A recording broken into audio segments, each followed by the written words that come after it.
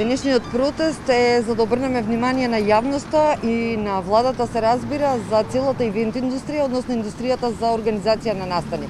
Ова што го гледате денеска се кутиите во кои што колегите ја чуваат опремата, тука има светла, тука има звучници, тука има опрема за симултан превод, значи се она што јавноста го гледа на било каков настан е сместено во овие кутии.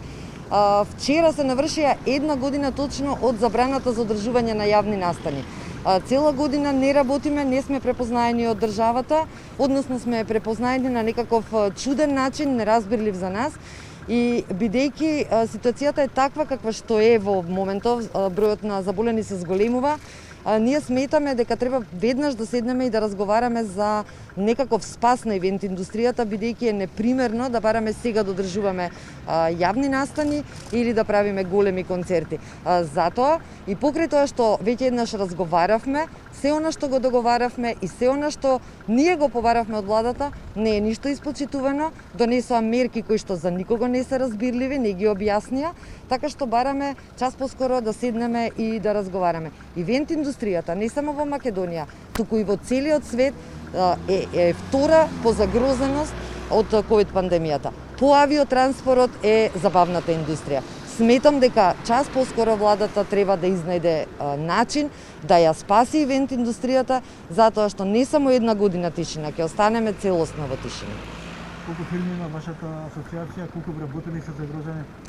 Асоцијацијата брои 40 членови од различни сектори. Ивент индустријата е многу комплексна, тука се организаторите на настани, тука се рентал компаниите, техничката поддршка, потоа видео и аудио продукциите, значи за еден настан да направите ви требаат многу дејности, а да не зборуваме за сите оние кои што се директно или индиректно загрозени.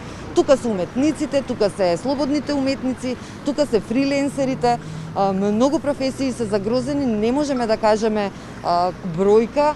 Сметаме дека се повеќе од 20.000 луѓе кои што на вистина страдаат. Вие гледате дека и музичарите се тие кои што се многу загрозени. Мораме да изнајдеме решение. Новиот пакет дали ви има? Да, не има во новиот пакет како точка дека ќе се помогнат организаторите на настани, но само толку. Ниту е разработено, ниту е нешто кажано, на никого од нас не ни е јасно ниту што ќе биде тоа, ниту пак кога ќе се реализира.